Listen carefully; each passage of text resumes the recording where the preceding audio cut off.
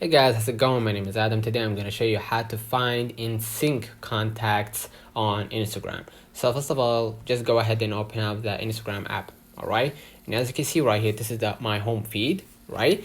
Now, in order to sync contact on Instagram, I'm going to click on my profile icon at the below right corner, and from here, click the three bars at the top right, and from here, just go ahead to the account center or meta, and you're going to see the settings just like this, right?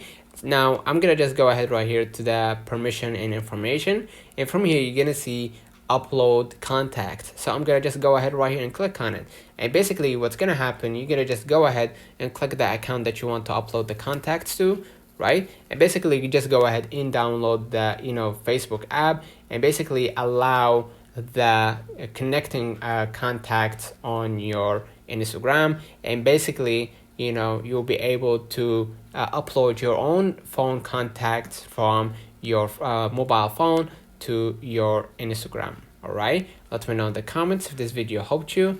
Don't forget to like and subscribe. Thank you for watching. All right.